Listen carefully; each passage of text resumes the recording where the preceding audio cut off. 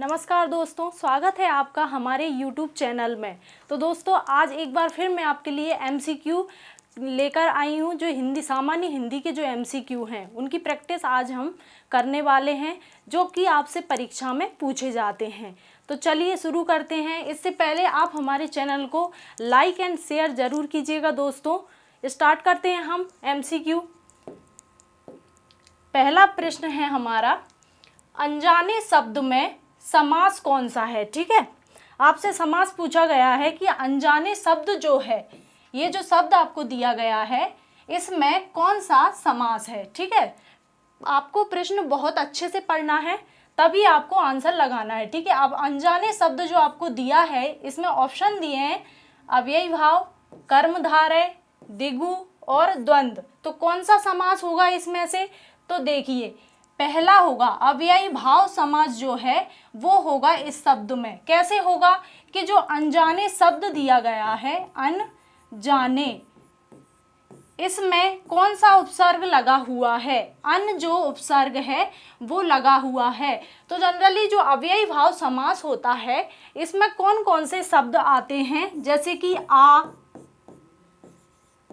अनु, प्रति, हर, भर, इस प्रकार के जब शब्द द्वितीय शब्द से पहले आते हैं यानी प्रथम पद में आते हैं, इस तरह के शब्द, तो वो कौन सा समास होता है? अव्ययी भाव समास होता है। चाहे शब्द प्रति आए, जैसे कि प्रति एक, प्रत्येक, ठीक है, यानी प्रतिदिन, हर दिन, ठीक है, हर दिन, ठीक है, हर से भी आता है, भर, आ, अनु, इस प्रकार के जब शब्द आ जाते हैं तो आप समझ जाइएगा कि ये अव्ययी भाव समास है।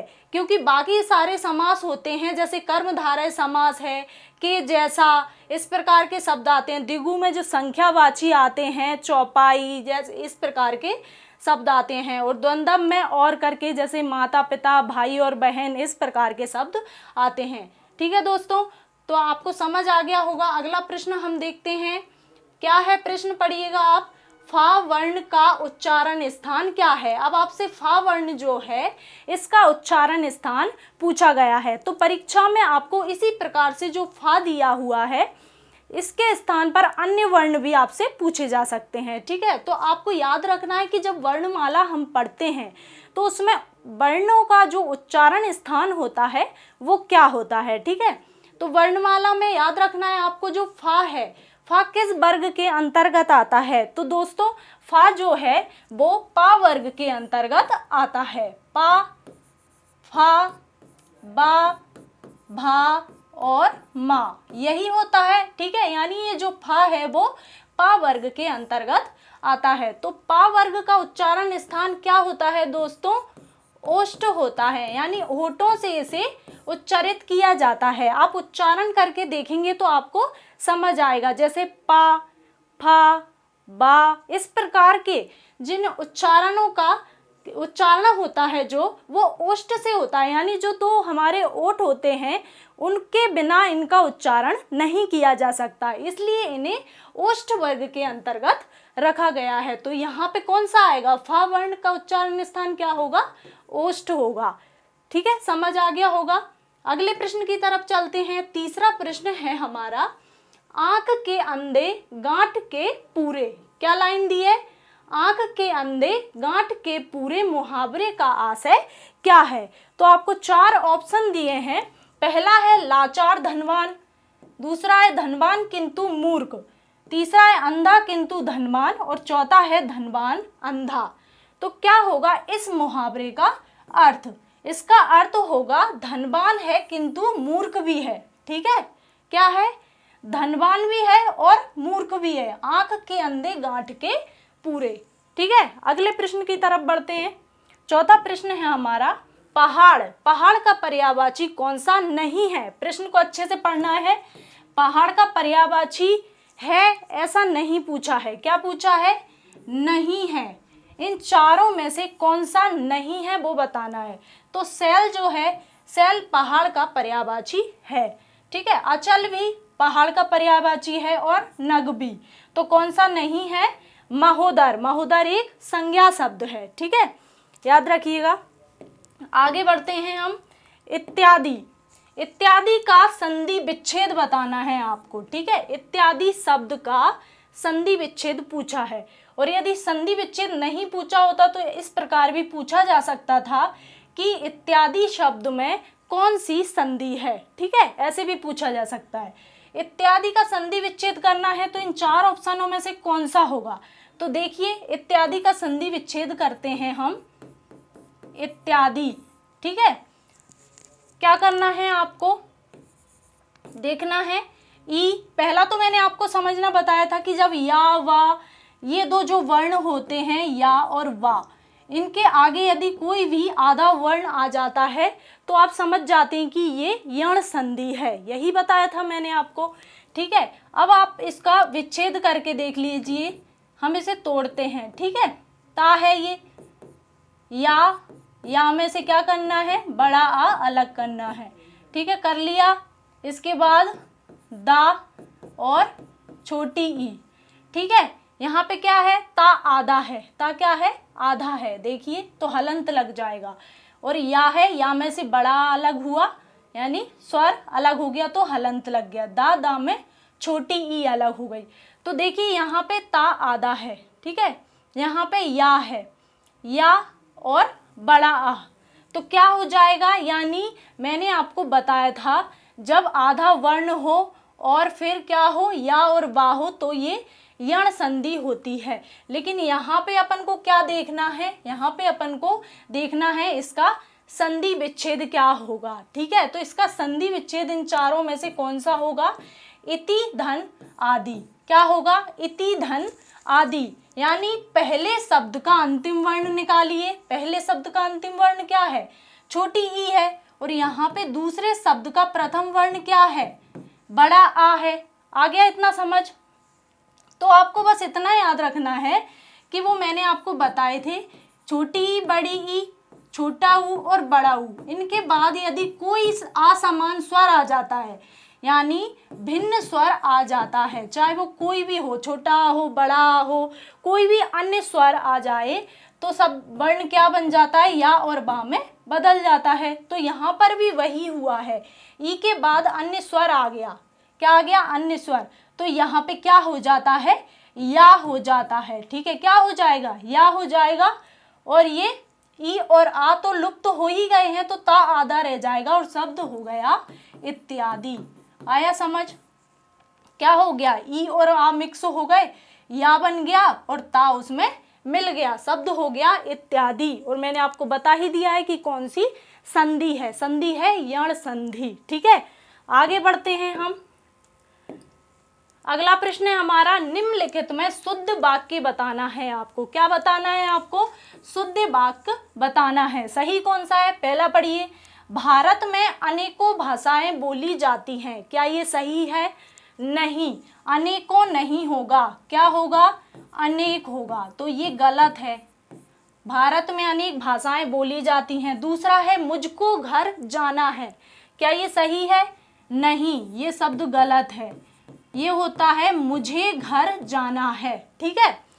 तीसरा, वह रोज गुनगुने गर्म पानी से नहाता है, क्या ये वाक्य सही है, तो ये वाक्य भी गलत है। वह रोज गुनगुने पानी से नहाता है, या तो ये हटेगा, या फिर वह रोज गर्म पानी से नहाता है, या ये हटेगा, दोनों शब्द नहीं आएंगे साथ में, ठीक है।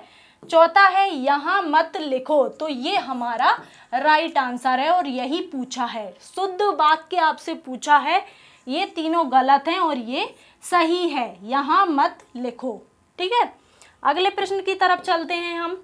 भाषा की सबसे छोटी इकाई कौन सी होती है, क्या पूछा है प्रश्न में, भाषा की सबसे छोटी इकाई, तो भाषा की सबसे छोटी इकाई कौन सी होती है, शब्द, व्यंजन, स्वर या फिर वर्ण। तो हमने अधिकतर क्या पढ़ा है कि वर्ण ही भाषा की सबसे छोटी इकाई होती है, क्योंकि उसके टुकड़े नहीं किए जा सकते हैं, ठीक है, इसलिए। और यदि मौखिक इकाई पूछा जाता है भाषा की, तो फिर वो ध्वनि होती है, क्योंकि वो हमारे मुख के अंदर ही रहती है, इसलिए वो मौखिक इकाई होती है। और भाषा की लिखित भी पूछा जाए तो भी वर्ण होती है, और ऐसे पूछा जाए कि भाषा की सबसे छोटी इकाई कौन सी होती है, तब भी हमें वर्ण ही लगाना है। ठीक है, अगले प्रश्न की तरफ चलते हैं हम। अगला प्रश्न है हमारा, निम्नांकित में से बताइए कि नवीन विकसित ध्वनियां कौन सी हैं। अब नवीन विकसित ध्वनियां पूछा है, नई नई जो विकसित हुई हैं वर्णमाला, यानी जो हमारी हिंदी के अंदर जो नई नई विकसित हुई हैं, जिनका जन्म हुआ है, वो कौन सी हैं। खा, गा, का और जा, क, फा या फिर ता और टा, कौन सी हैं। तो आप देखिए ये सब तो व्यंजन वर्ण हैं, लेकिन ये जो हैं ये नवीन विकसित ध्वनियां हैं। क्यों हैं? क्योंकि इनके अंदर नुक्ता लगा हुआ है। क्या लगा हुआ है? जो नुक्ता चिन्ह होता है, ये बिंदु ये लगा होता है ये, ठीक है, इसको बोलते हैं नुक्ता चिन्ह। ठीक है, ये है नवीन विकसित ध्वनियां। और कौन कौन सी होती हैं, तो देखिए मैं आपको बता देती हूँ कि और कौन कौन सी होती हैं। का होती है, ठीक है, ये नुक्ता लगा रहता है। खा होती है, गा, जा और फा। ठीक है, ये 5 वर्ण ऐसे हैं जो कि नवीन विकसित हुए हैं, यानी नए नए हिंदी के अंतर्गत आए हुए वर्ण हैं। और इन वर्णों से व्यंजन वो उर्दू शब्द भी बनते हैं और अंग्रेजी भाषा के शब्द भी बनाए जाते हैं। ठीक है, अगले प्रश्न की तरफ चलते हैं हम। 9 नंबर का प्रश्न है हमारा, ए आई वर्ण क्या कहलाते हैं। अब आपसे ये 2 वर्णों के बारे में पूछा गया है कि ए और आई जो हैं वो कौन से वर्ण कहलाते हैं। नासिक्य वर्ण, मूर्धन्य वर्ण, ओष्ठ वर्ण या फिर कंठ तालव्य। तो आप इनका उच्चारण करके देख सकते हैं, यानी जितने भी वर्ण होते हैं वर्णमाला के अंतर्गत आप उनको उच्चारित करके, यानी उनका उच्चारण करके ये पहचान सकते हैं कि वो कौन से वर्ण हैं, यानी उनका उच्चारण स्थान क्या है। तो ए आई कौन से हैं? कंठ तालव्य। ठीक है, कौन से वर्ण है? कंठ तालव्य।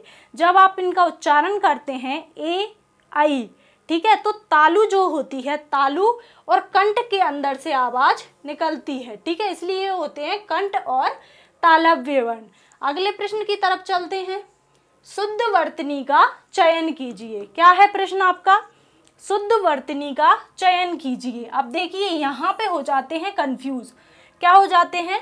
कंफ्यूज हो जाते हैं। आपको इन चारों में से देखना है और लगभग सेम लग रहे हैं, ये एक जैसे देखने में लगते हैं। इसी तरह का प्रश्न आपसे पूछा जाता है परीक्षा में। तो क्या है आपका शुद्ध वर्तनी वाला शब्द? क्या ये है आपका तरुण, तरुण, तरुण या फिर तरुण? क्या होता है? जनरली बोलने में तरुण बोला जाता है, तरुण, लेकिन जिसका शुद्ध शब्द कौन सा है? ये है। कैसे है? तरुण शब्द में रा के अंदर छोटा ऊ की मात्रा आती है। ठीक है, छोटा ऊ की मात्रा, कभी भी ये वाली मात्रा हम नहीं लगाते, ये गलत होता है। ठीक है, बड़ा ऊ की मात्रा है, ये बड़ा ऊ की नहीं होती, छोटा ऊ की होती है। आप याद रखिएगा कि जो तरुण शब्द होता है उसमें छोटा ऊ की मात्रा होती है। ठीक है, आगे बढ़ते हैं हम। 11वां प्रश्न है हमारा, चिरायु शब्द। चिरायु शब्द में प्रयुक्त उपसर्ग है। ठीक है, आपसे उपसर्ग पूछा गया है और उपसर्ग मैंने आपको बताया था कि शब्द के प्रारंभ में, ठीक है, प्रारंभ में लगाए गए शब्द होते हैं। ठीक है, उपसर्ग। तो कौन सा है? ची, चिरा, यू या चिर? क्या है? तो शब्द सार्थक निकलना चाहिए, ये भी मैंने आपको बताया था। याद रखिएगा कि जब उपसर्ग प्रत्यय हम करते हैं शब्दों में तो क्या करते हैं? सार्थक शब्द निकालते हैं। ठीक है, उपसर्ग निकालना हो या फिर प्रत्यय निकालना हो, सार्थक शब्द निकलना चाहिए पीछे। ठीक है, चिरायु, तो क्या हो जाएगा? चिर धन आयु, आयु निकल रहा है। ठीक है, क्या निकल रहा है? आयु। तो क्या हो जाएगा? उपसर्ग चिर हो जाएगा। तो ये चौथा वाला हमारा सही आंसर है। ठीक है, आगे बढ़ते हैं हम। 12वां प्रश्न है हमारा, कनिष्ठ। कनिष्ठ शब्द आपको दिया गया है। कनिष्ठ शब्द में प्रयुक्त उपसर्ग। अब यहाँ पे भी आपसे उपसर्ग पूछा गया है कि उपसर्ग क्या है कनिष्ठ शब्द में। तो आपको क्या करना है? ये गलत हुआ है, यहाँ पे आपसे प्रत्यय पूछा जाएगा, आप सही कर लीजिएगा। ठीक है, ये बाय मिस्टेक हो गया है। कनिष्ठ शब्द में आपको प्रत्यय ढूंढना है। ठीक है, क्योंकि हमें एक सार्थक शब्द निकालना है, इसलिए यहाँ पे प्रत्यय निकालना होगा हमें। ठीक है, तो क्या हो जाएगा? यहाँ पे पीछे निकलेगा इष्ट। क्या निकलेगा? इष्ट, ये नहीं निकलेगा, गलत मत करिएगा, इष्ट नहीं इष्ट शब्द निकलेगा, क्योंकि नापिल चढ़ी हुई है छोटी ई की मात्रा, तो यहाँ पे आएगा छोटी ई और शा और ठा। तो कौन सा ऑप्शन सही है? बी नंबर का। ठीक है, इष्ट जो होता है वो निकलेगा प्रत्यय। ठीक है, आगे बढ़ते हैं हम। 13वां प्रश्न हमारा है, निम्नलिखित में से कौन सा शब्द पुल्लिंग है? अब इन 4 शब्दों में से आपको बताना है कि पुल्लिंग शब्द कौन सा है। क्या मूर्खता शब्द जो है वो पुल्लिंग है, कपट, सुंदरता या फिर निद्रा? तो आप बोलकर ही पहचान सकते हैं कि मूर्खता नहीं होता है, मूर्खता स्त्रीलिंग शब्द है, कपट क्या कपट है, सुंदरता भी स्त्रीलिंग शब्द है और निद्रा भी स्त्रीलिंग शब्द है। जैसे कि निद्रा आ गई, उसकी सुंदरता, ठीक है, इस प्रकार से आप पहचान सकते हैं। लेकिन कपट जो है, कपट शब्द क्या है? पुल्लिंग है। क्या है? कपट पुल्लिंग शब्द है, याद रखना है। आगे बढ़ते हैं हम। 14वां प्रश्न, वृक्ष पर पक्षी बैठे हैं। क्या लाइन है? वृक्ष पर पक्षी बैठे हैं। इस वाक्य में पर क्या है? आपसे ये वाला पर पूछा है कि जो वाक्य में ये पर दिया गया है ये कौन सा कारक है? कारक चिन्हों के बारे में पूछा गया है। ठीक है, तो कर्म कारक है, करण कारक है, अपादान कारक है या फिर अधिकरण कारक है। कारकों के बारे में भी परीक्षा में पूछा जाता है, कई प्रकार के प्रश्न बनते हैं। आपको क्या बताना है कि ये जो पर है ये कौन सा कारक चिन्ह है। तो कैसे आपको याद होना चाहिए कि जो हम कारक चिन्ह पढ़ते हैं, कर्ता ने कर्म को करण से संप्रदान के लिए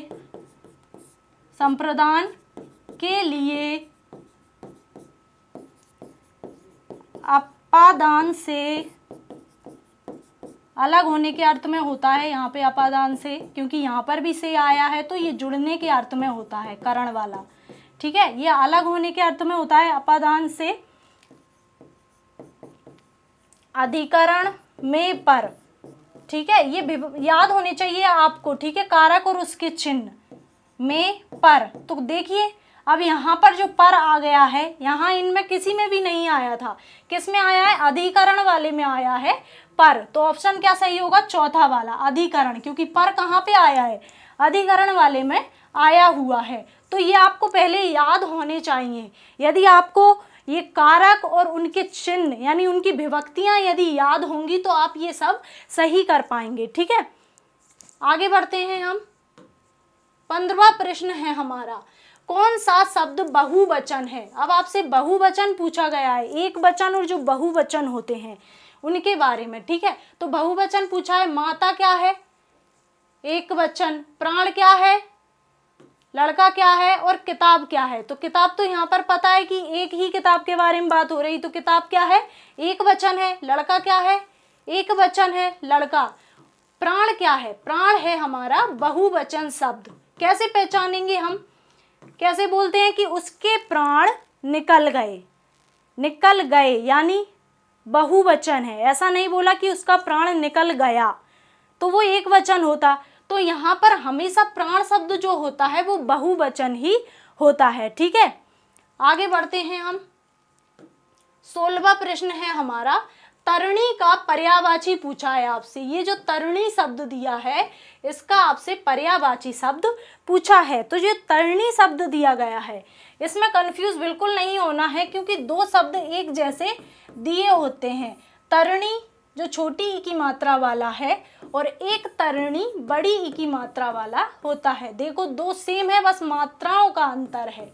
एक में बड़ी ई की मात्रा है और एक में छोटी ई की मात्रा है। यहाँ पे पूछा है छोटी ई की मात्रा वाला। तरणी का पर्यायवाची शब्द क्या है? ठीक है, तो क्या है? सूर्य, युवती, नाम या फिर नदी। तो जो छोटी ई की मात्रा वाला जो शब्द होता है ये किसका पर्यायवाची होता है? ये होता है सूर्य का पर्यायवाची। क्या होता है? सूर्य का पर्यायवाची होता है। ठीक है, याद रखिएगा। लेकिन जो बड़ी की मात्रा वाला होता है वो किसका पर्यायवाची होता है? यानी किसका होता है? नाव का होता है। किसका? नाव का। याद रखना है, छोटी ई वाला सूर्य का और बड़ी ई वाला नाव का पर्यायवाची होता है। ठीक है, अगला आगे बढ़ते हैं हम। 17वां प्रश्न, मरकट का पर्यायवाची शब्द। अब ये जो मरकट शब्द दिया है, मरकट का पर्यायवाची शब्द क्या होता है? पानी, पुत्र, बंदर या फिर मित्र। तो इसका पर्यायवाची शब्द है बंदर। याद रखिएगा, बंदर के अनेक और भी शब्द होते हैं पर्यायवाची, बानर, कपी, कपीस, याद रखना है आपको, ठीक है। इस प्रकार के अनेक पर्यायवाची। आगे बढ़ते हैं हम। 18वां है हमारा, दिए हुए शब्दों में भिन्न अर्थ वाला शब्द।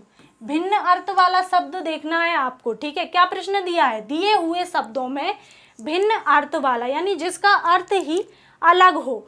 भास्कर, रवि, दिवाकर या फिर सुधाकर, क्या होगा इन चारों में से अलग?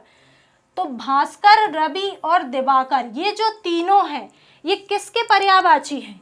ये हैं सूर्य के पर्यायवाची, ठीक है। किसके पर्यायवाची हैं? ये सूर्य के पर्यायवाची हैं। लेकिन जो सुधाकर शब्द है, सुधाकर है चंद्रमा का पर्यायवाची। किसका? चंद्रमा का पर्यायवाची है, ठीक है। चंद्रमा के अनेक पर्यायवाची होते हैं, चांद, चंद्रमा, शशि, रजनीपति, निशापति, ठीक है। बहुत सारे पर्यायवाची शब्द होते हैं। आगे बढ़ते हैं हम। 19वां प्रश्न हमारा है सम्मुख। सम्मुख का विलोम शब्द पूछा है आपसे। सम्मुख का उल्टा क्या होगा? विलोम उसका, ठीक है। 4 ऑप्शन है, उन्मुख, विमुख, प्रमुख या फिर अधिमुख। तो कौन सा होगा इसका उल्टा पूछा है, यानी विलोम शब्द आपसे पूछा है। तो सम्मुख का विलोम होगा उन्मुख। क्या होगा सम्मुख का? उन्मुख होगा, ठीक है। आगे बढ़ते हैं हम। 20वां प्रश्न है हमारा, पेट में दाढ़ी होना, इसका अर्थ पूछा है, ठीक है। पेट में दाढ़ी होना यानी क्या होगा इसका? पेट में दाढ़ी होना, देखने में सीधा किंतु चालाक होना, यानी देखने में वो सीधा है परंतु वो असल में चालाक है, ठीक है। ये होगा इसका राइट आंसर, याद रखिएगा। आगे बढ़ते हैं हम। 21वां प्रश्न, ज्येष्ठ का विलोम शब्द। ज्येष्ठ शब्द आपको दिया गया है, इसका विलोम शब्द आपको बताना है। कनिष्ठ, पूर्व, भूत या फिर अगज। तो ध्यान रखना है आपको, ज्येष्ठ यानी क्या होता है? बड़ा होता है। ज्येष्ठ यानी बड़ा और इसका अर्थ है छोटा। तो कनिष्ठ होता है ज्येष्ठ का विलोम शब्द। ज्येष्ठ का विलोम क्या होगा? कनिष्ठ होगा, याद रखिएगा। आगे बढ़ते हैं हम। 22वां प्रश्न हमारा है बहुत इंपॉर्टेंट, चौपाई के प्रत्येक चरण में कितनी मात्राएं होती हैं? आपको याद रखना है, जब छंद पढ़ते हैं, छंद में चौपाई, दोहा, शोठा आदि चीजें हम पढ़ेंगे, तो यहाँ पे पूछा है आपको कि चौपाई के प्रत्येक चरण जो होता है उसमें कितनी मात्राएं होती हैं? 13, 11, 16 या फिर 15। तो आंसर है 16। कितनी मात्राएं होंगी? 16 मात्राएं होंगी। अगले प्रश्न की तरफ बढ़ते हैं हम। अगला प्रश्न क्या है हमारा? वह बालक जिसे गोद लिया गया हो, इसके लिए एक शब्द क्या होगा? वह बालक जिसे गोद लिया गया हो, क्या बोला जाता है उसे? दत्तक बोला जाता है, अंकित, औरस या फिर रहतुआ। क्या बोलेंगे? इसके लिए एक शब्द क्या होगा? जिसे गोद लिया जाए उसे बोलते हैं दत्तक पुत्र। क्या बोला जाएगा? दत्तक पुत्र उसे बोलते हैं, ठीक है। आगे बढ़ते हैं हम। 24वां है, मैंने कहा कुछ और उसने सुना कुछ और, में कौन सा वाक्य है? वाक्य पूछा है क्या? दोबारा पढ़ते हैं हम। मैंने कहा कुछ और उसने सुना कुछ और, यहाँ कोमा लगा हुआ है, ठीक है, याद रखना। मैंने कहा कुछ और उसने सुना कुछ और। 2 वाक्य हैं, याद रखना, 2 वाक्य हैं, जुड़े हुए हैं। क्या आएगा? सरल, मिश्र, संयुक्त या फिर इनमें से कोई नहीं। तो क्या आंसर है हमारा? बी वाला, मिश्र वाक्य, यानी 2 वाक्य मिश्रित हैं, उनका मिक्सचर है, ठीक है, मिश्रित है यानी वो, तो मिश्र वाक्य के अंतर्गत आएगा। अगले प्रश्न की तरफ चलते हैं। कवीश्वर में कौन सी संधि है? ये शब्द आपको दिया है कवीश्वर। कवीश्वर में कौन सी संधि है? तो आप देख लीजिए संधि विच्छेद करके। कवीश्वर शब्द आपको दिया है कवीश्वर, इस प्रकार भी लिख सकते हैं, ठीक है। कवीश्वर को अलग करना है आपको। कवि धन ईश्वर होता है। क्या होता है? कवि धन ईश्वर। जब आप इसका संधि विच्छेद करके देखेंगे तो भी आपको समझ आएगा, ठीक है। कवीश्वर में कैसे समझ आएगा? प्रथम शब्द का अंतिम वर्ण ले लीजिए, इसका अंतिम वर्ण क्या है, छोटी ई है, और दूसरे शब्द का प्रथम वर्ण बड़ी ई है। ठीक है, जब छोटी ई और बड़ी ई दोनों आपस में मिलते हैं तो क्या बनता है, बड़ी ई बनती है, इसलिए यहाँ पर बड़ी ई चढ़ गई। यहाँ पे छोटी ई थी, लेकिन जब छोटी ई से बड़ी ई का मेल होगा तो वो बड़ी ई में परिवर्तित हो जाएगी और शब्द हो जाएगा कबीसबर। तो जब स्वर से स्वर का मेल होता है तो कौन सी संधि होती है, स्वर संधि होती है।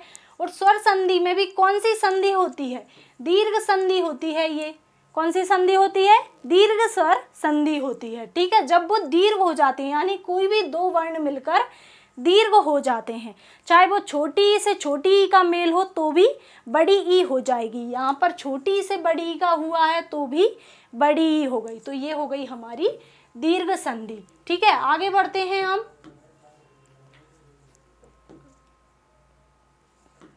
एक मिनट रुकिएगा। 25, यहाँ पे अपने क्वेश्चन कितने थे, 25 ही थे।